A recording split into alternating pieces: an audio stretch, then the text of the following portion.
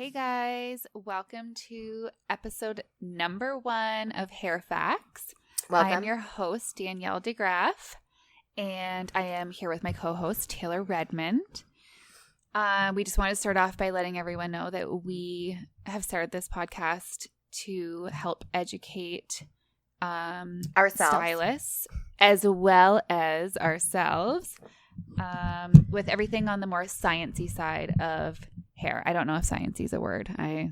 I feel like sciencey. Yeah, I feel everyone like gets it could what I'm be saying. a word. Yeah, Sciencey Totally. side of hair.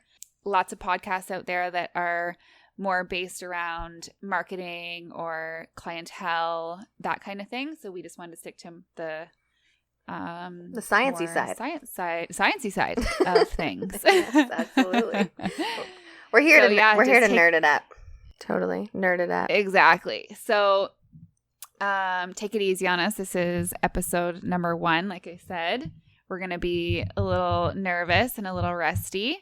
Hopefully by episode 5, we can pretend that this never happened and be a little bit more comfortable with things. A little smoother. So on that note, I will pass it off to my co-host here. Well, hello guys. So I'm just going to give a quick preface to this episode and our series of episodes to come. We will be beginning each episode with a nerd scale. So on a scale from 1 to 5, sort of how sciencey we are going to get. So there will be some episodes that maybe are based on, could be based on client retention, could be based on anything like that aren't really going into the details and sort of the chemistry behind things. Those, they're going to sit at about a 1. And then we're going to have episodes that are going to be maybe just numbing, brain numbing, mind numbing for some of you that are just, it's too much. It's too many words. We don't understand. I don't understand. I'm just trying to read them. Those are going to be sitting at about a 5. About a 5. So today I'm going to hit you with like a 3.7. So we're right in the middle. Right in the middle, just a little on the little nerding. And we're going to talk into it. We're going to ease right into it. See how it goes. See what you think. See what we think. So we're going to talk about protein versus moisture. And when your hair needs protein, when your hair needs moisture, how you lose that, all that fun stuff. So that is what we are going to get into. Are you excited, Danielle? I like it. I am beyond excited. If you could see my excitement right now. She's excited. You can see it. It's in her lips. Speaking of which. Moving on. She just got lip injections. Let's just talk about it. And love it. Loving them. Like, perfect. Okay, so Danielle's speaking with her new lips. Her newfound lips, and it's going well. Stop saying new lips. I'm distracted. I don't blame you. Okay. All right. So, I guess we should also explain we're both hairstylists. Yes. That's probably pretty important. So we both work behind the chair every day. It's our full-time job. We're also, we do some photo shoots. We dip into some other kind of stuff. But for the most part, yeah, we're just behind the chair every day hairstylists, just like you. Going through the same kind of shit. So hopefully we can kind of share our situations and that kind of stuff. Okay, so speaking of that, here is an example that's probably pretty common in your salon. It's definitely common in my salon. A client calls in requesting a hair treatment. Okay, so that's perfect. So, your stylist, Susie, she's got time on Wednesday. So the client comes in and Susie can see her hair is brittle and it's frizzy, right? You got that frizz going on. So the big question, is she lacking protein or is she lacking moisture? That is a great question. What is it? Because you know what? How do we figure this out? I'm going to explain it to you. And I'm excited. I'm excited to tell you. So, there are a lot of salons out there that actually only have one type of treatment system in their back bar. So a majority of them, from what I'm hearing, are like all kind of a keratin-based smoothing system. So that would be obviously your protein. So they use this treatment for all hair types, whether they have fine hair, coarse hair, whether they've got colored hair, curly hair, straight hair, whatever, processed, non-processed. Doesn't matter. They just slap it on everybody. Matter. Absolutely. It's either that usually, or your standard. You just put like a deep conditioner on their hair, throw them under the dryer, and that's basically, they pay $60 for that treatment. I love the old dryer trick, eh? If you're running a little behind, we appreciate your business, so I just, I'd like to give you a free conditioning treatment today. Mm-hmm. It's perfect. Works. They win, you win. Just keep on That's doing right. you, girl. Win-win. Win-win-win. Win-win-win. So, to know what type of treatment should be given, you need to know, why is the hair damaged? Okay? What caused the damage in the first place? What is so damaging? What is she doing at home? Because she's going to lie to you, so you got to figure it out. Okay? That's right. So, there are many, many ways to damage your hair. Okay? I'm sure you've done it. I've definitely done it. We've all done it. Happens every day. I've done it. So, Danielle, what are some common things you see with clients with damaged hair? Dullness in their color. Mm-hmm. Totally. Would Would that be a first thing that you see? I feel like that'd be like the last thing I would notice. The first thing? Or I'm just saying. Or the last thing? No, I'm just curious. Would you notice that right away? I don't necessarily think it would be the first thing I would notice. I guess it would depend on, of course, their hair color. Totally. And their hair type, yeah. Right? Whether you would notice if it looked dull or not. Right. But I would say the first thing I would notice would be frizziness. Yes. Right? Flyaways, frizziness, that kind of thing. Absolutely. That would be the top for sure. Totally. Mm-hmm. Okay. Top visual. Top thing. visual. Yes, of course. Okay, so let's kind of discuss what the composition of hair is. So hair is made up of roughly 70 to 88% protein, which is obviously the majority of the structure of hair. 10 to 15% moisture, 3 to 6% lipids, which contribute to hair's elasticity, about 1% pigments. And so, as everyone should know, there are two types of pigments. So there's the dark, which is eumelanin, right? Yeah, okay. The light, I'm pretty sure that's how you say it. The light, which is phaomelanin, right? Yeah. Or melanin, phaomelanin. Okay. But anyways, we've all read it. I don't know how to say it. It doesn't matter. Doesn't matter. We know what it means. So basically, there are pigment cells called melanocytes, and they position themselves at the opening on the skin's surface, which the hair grows through. Okay? So, pop quiz, what is that also known as? So, I'll repeat it again. They position themselves at the what is the other word for the opening on the skin's surface through which the hair grows? That, are you asking me this question? I am. And the audience, okay. But you're going to answer and for the them. audience. That would be called the follicle. Woo! The hair follicle. There you go. You got it. You got it. Bravo. So then there's also 0.06 to 0.5% minerals, and then 0.1 to 0.5% carbohydrates.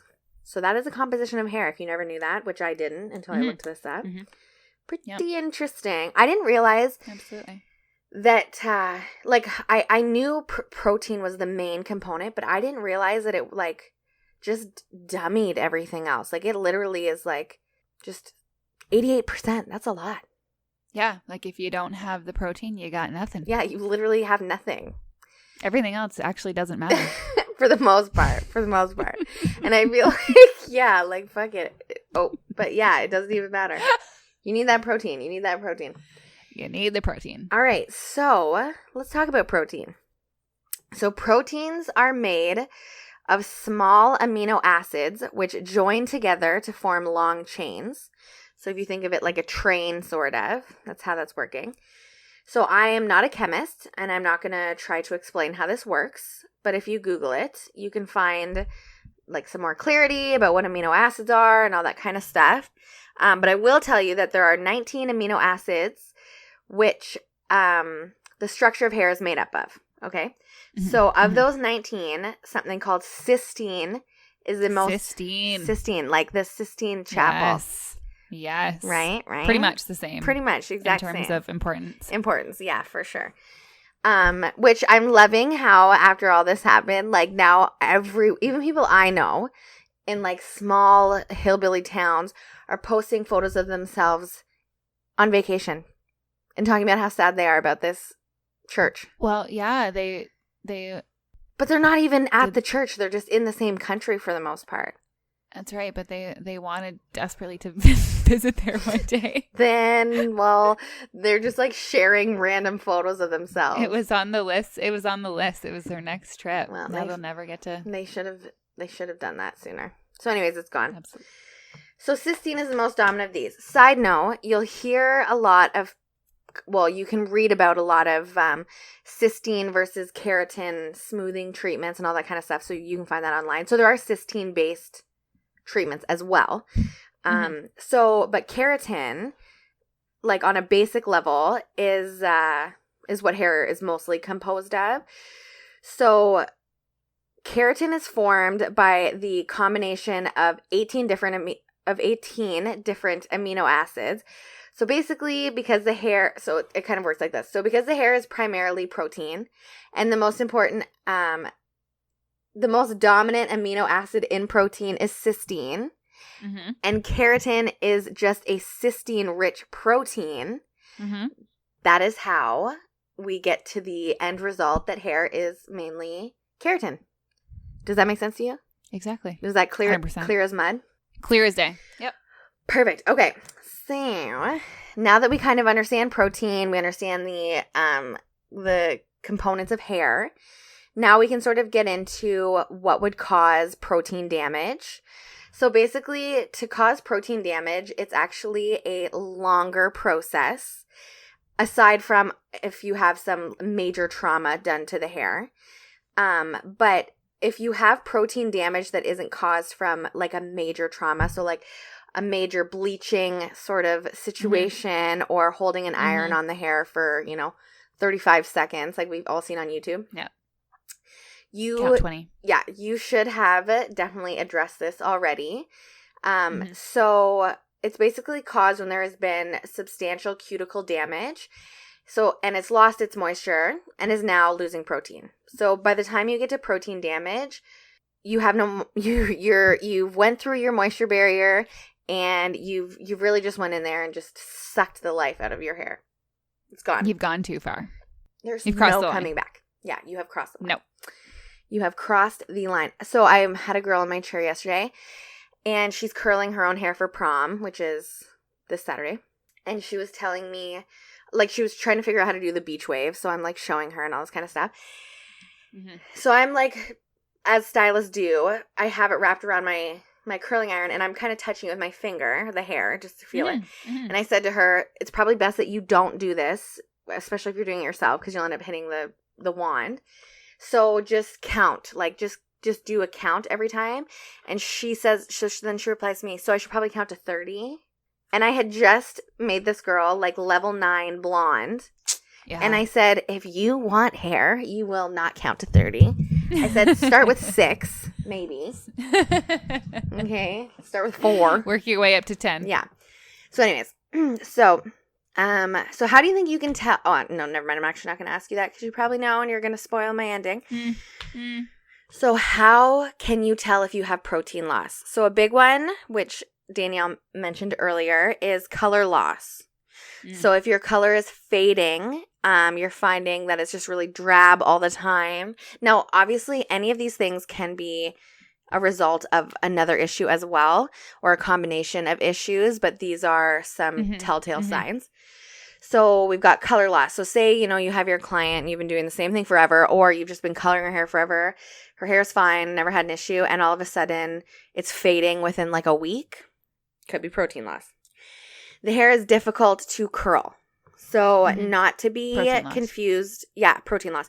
But this isn't to be confused with girls who have like super, super healthy hair and an overabundance of a moisture where it won't hold curl, right? Like healthy, heavy, long. Yeah. Just annoying hair, right?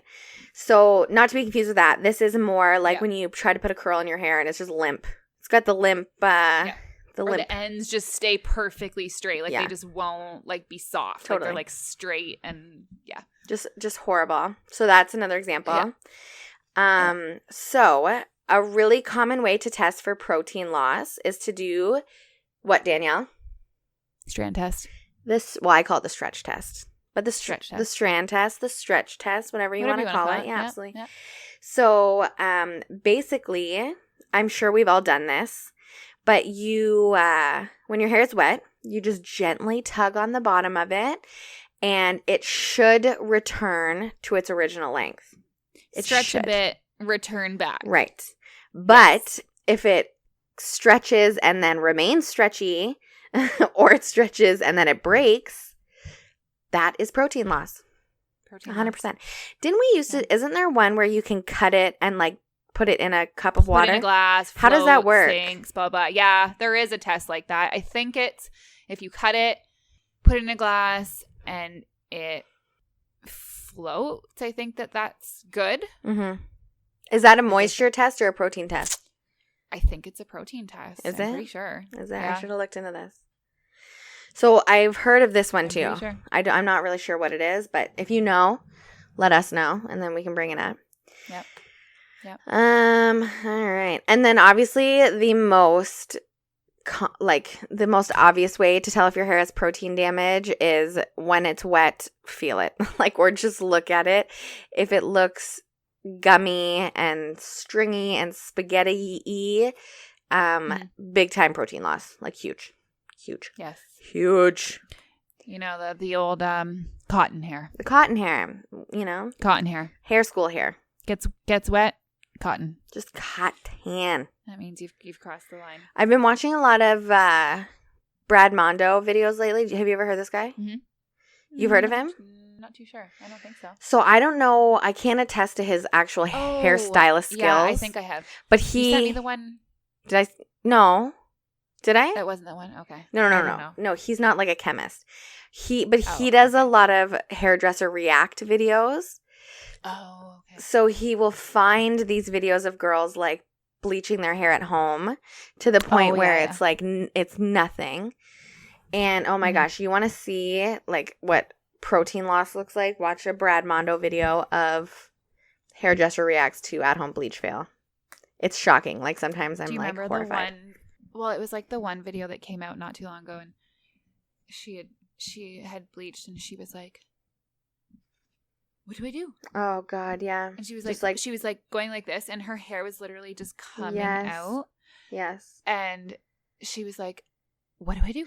You know what shocks me? But you know what shocks me about that is I I have pushed the limits. Well, we have with our own hair for sure in terms of how long you leave lightener on. With her own hair, for sure. Definitely. I'm living it right now. She is living it. But what I don't understand is, what are these girls doing at home that their hair is falling? That. Yeah, I have pushed my hair so far. Literally melting off. Why? Oh, God. And we probably have the worst canvas to start because we have lightened and then colored and then for sure. Anyways, it's just shocking. So that's protein loss. So let's There was one time a client came into the salon and she called ahead of time and she said, "I need extensions." Uh-oh. And we said, "Okay." She says, I did some at-home damage. Oh, God. Okay. Oh, no. So we told her to come in for a consultation. She comes in with a hat on. Oh, no. She then proceeds to say that she bleached her hair at home. Mm-hmm. And then she attempted to perm her hair at home. Why? Who? How? How do those two things even make sense? She took the hat off. There was no hair left to put extensions on. How long was her hair? Some spots were a half an inch long. and it was just like some spots were a bit Like longer. peach it fuzz. was like I literally had to look at her and say, "I'm sorry. There's actually nothing I can do at this point." That's And terrifying. she's like, "You have to do something." And I said, like, your options are hats or wigs for the next little while. Like Next a little while, like year. Like there's nothing I can do. How old was she? Late 30s, early 40s. See, that is the worst age for something like that to happen. Oh, I mean, if she was young enough, shave her head and like just start doing her makeup really dramatically and kind of try to run with it. But oh my God. Ugh. I know. So that is terrifying, and I have never seen that in person, but I would be horrifyingly afraid of that. Yep. All right, so we are moving into moisture. So moisture making up 10 to 15% of the hair. So moisture is what gives hair its elasticity, along with lipids, like we said, but for the most part. And its flexibility. So moisture is way easier to understand and explain than protein, so that's a bonus. Moisture is just simply water or other liquids diffused in small quantity. So that's exactly what it is. Easy peasy. Simple.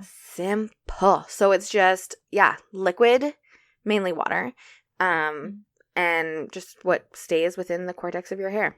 So, along with it being easy to explain, explaining the cause of moisture damage is also much easier. So this occurs when the cuticle on the hair has been open for too long. Okay? So just think of it literally like evaporation. So it's causing the hair to lose its moisture. So do you have any ideas of how hair would lose moisture?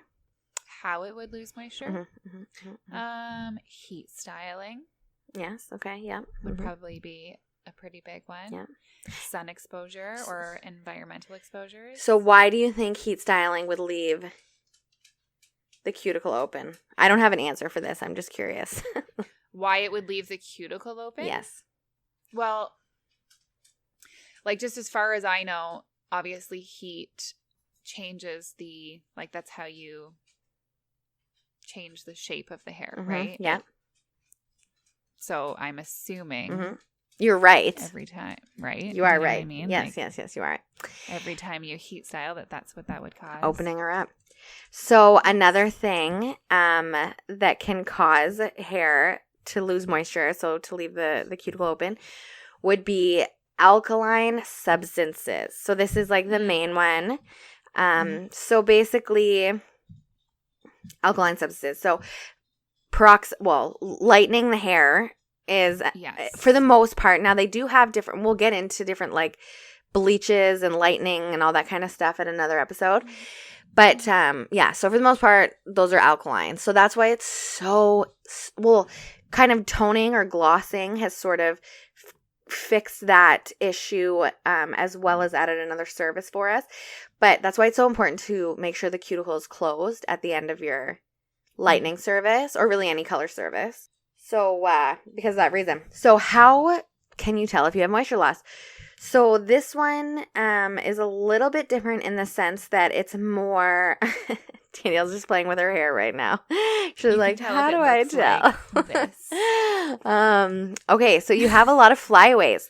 So the hair just literally is there's no moisture to weigh it down. So it's literally it's puffy. Really light. Yes. So some common ones too are like dry hair, tangled, weak, stiff, brittle. So those are all words that can be kind of used to describe it. Another one is that it lacks shine.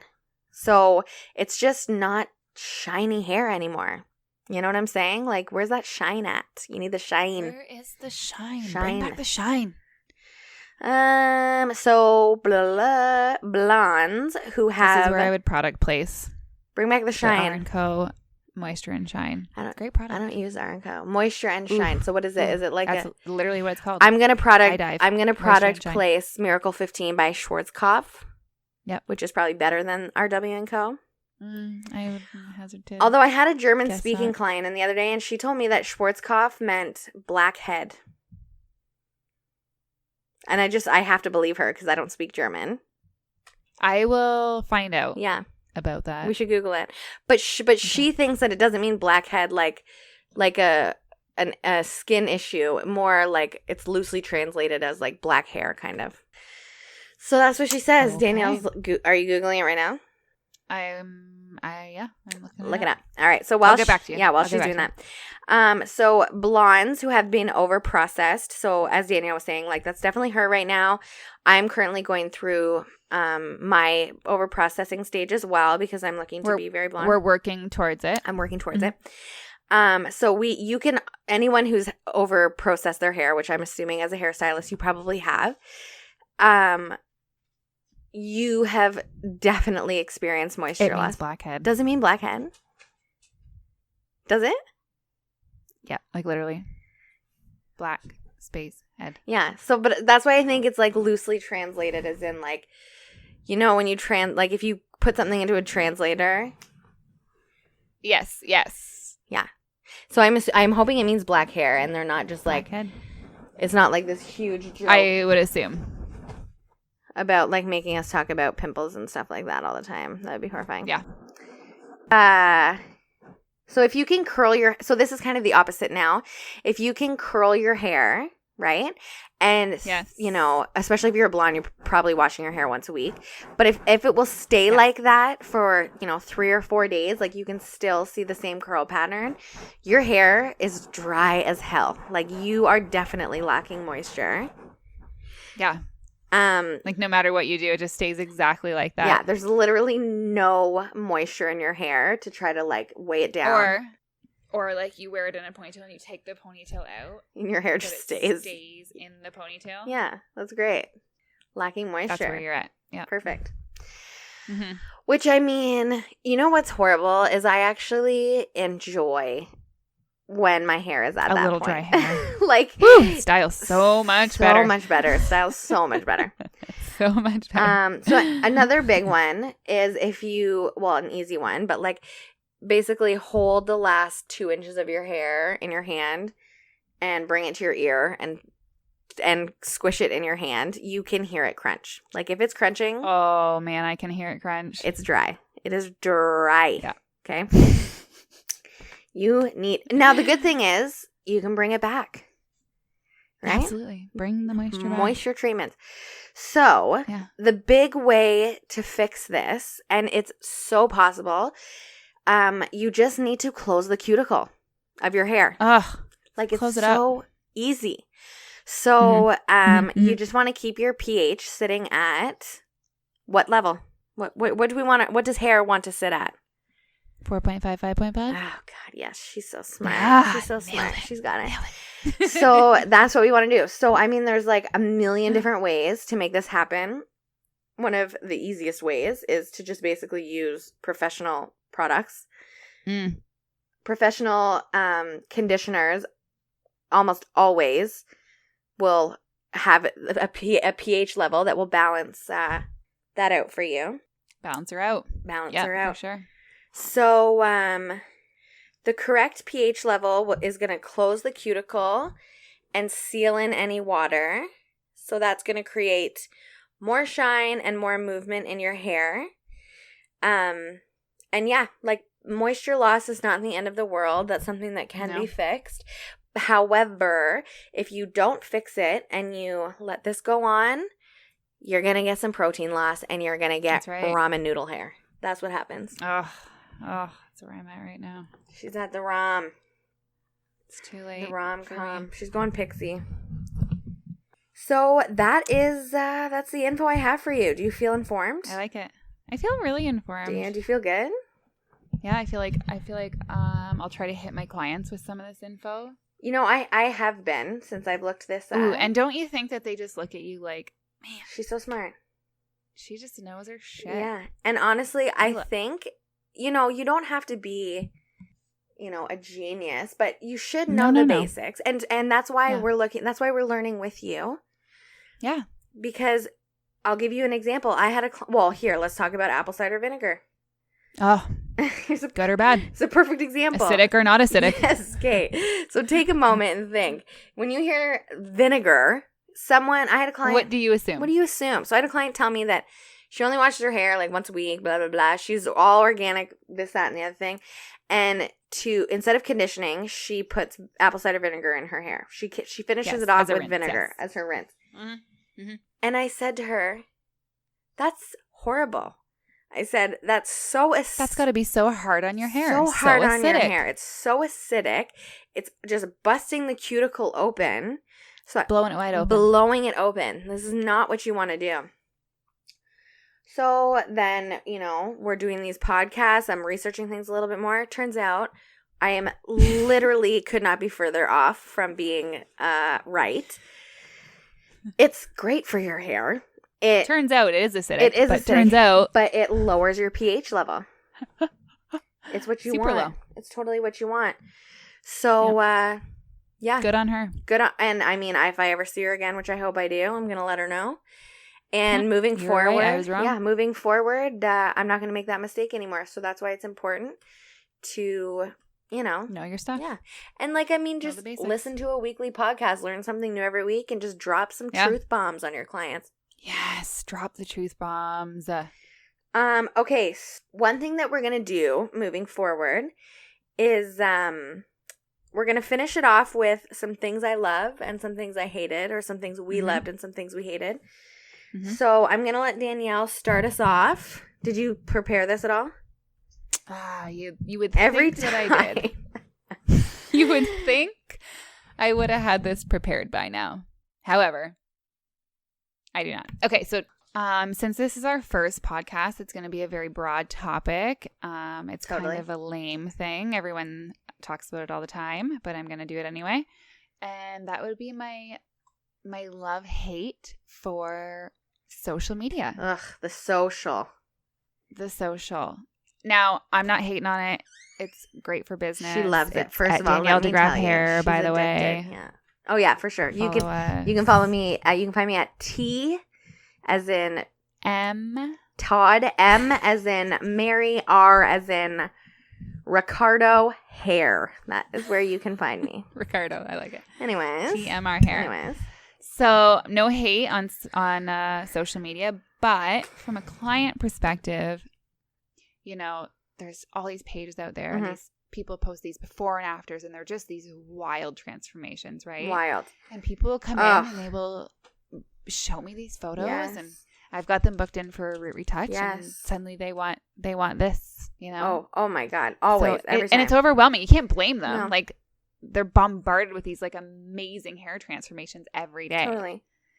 So, and it's actually ridiculous because you don't, and even as stylists, we don't know what their starting level was. Most of the time, we don't know how many sessions it's been. Yeah. So I mean, and there's the always bringing up Photoshop question. Is that what their hair actually looks like? Totally. Let's get real. We all tweak our photos a little bit, adjust the brightness. You know what I mean? Yeah. But you try to stay honest.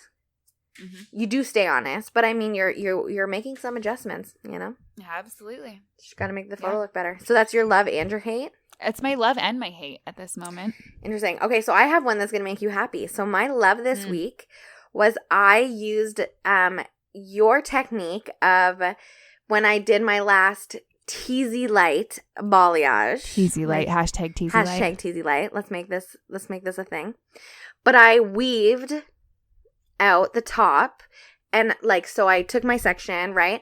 Took the top of it, so maybe 1/8 of my section, weaved that, put the other half away, right? Did my Teasy Light, and it made and then I realized as I was going through, it made the top and the bottom basically a weave. Mm-hmm. It was beautiful. There was literally. Did you love the result? Oh my God! So and I did it only on the top half, so I could see the difference.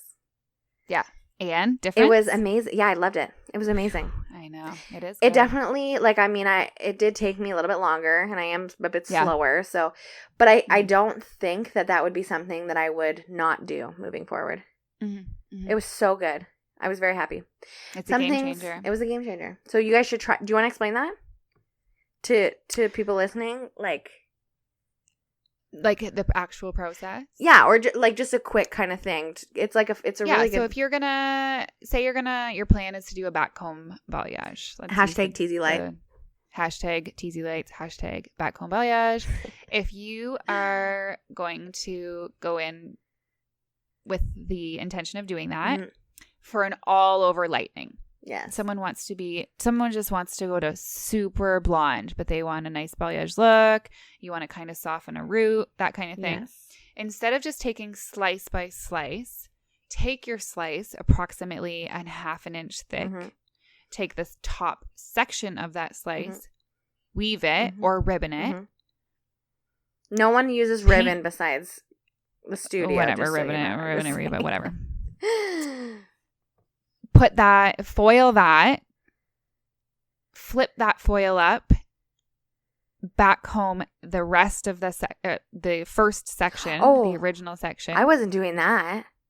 That's what you do. Foil. Oh. Flip that up, back home the bottom. And do it that way. The next one. Okay, because you know what I was doing? So what were you doing? So that's interesting. So I was doing something that was quicker than that I feel like worked, but maybe it wasn't as blended.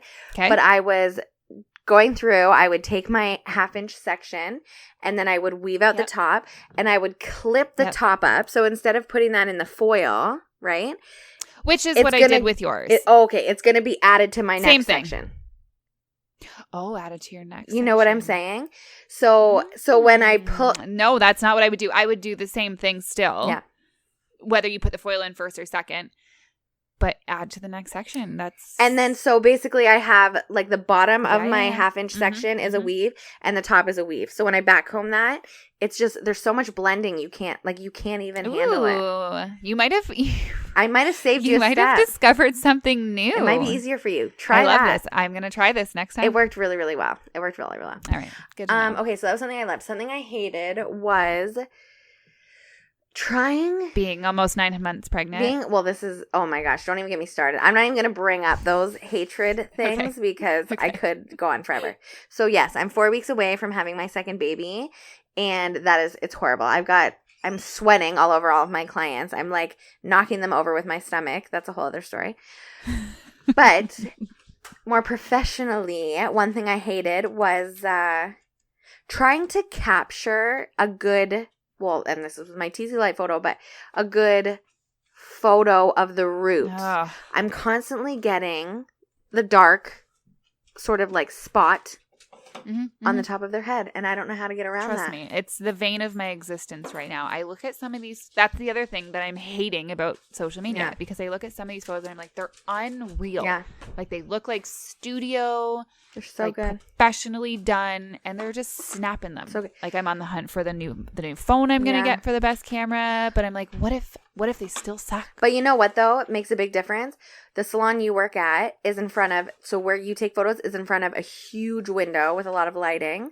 Yes. Where I take my photos, there is no window. No light. And so even though I have my ring light, I feel like that additional like background light helps alleviate some of it. So that is And honestly it does, because if it's a super sunny day, I get better photos than if it's not. Mm-hmm.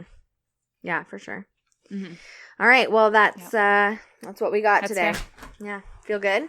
There we go. Episode 1. Perfect. Episode numero uno. I don't know. I feel pretty good. I feel like that's episode 1. We'll see. Maybe we'll look back when we get to episode 10 and be horrified. Yeah, I can feel that already. Yeah, that's definitely what's going. But I'm okay with that. Everyone's got to start somewhere. I'm gonna start somewhere. I started from the bottom. All right. Okay. We'll see you next time. So that is that's a wrap. Episode 1. Goodbye. Bye.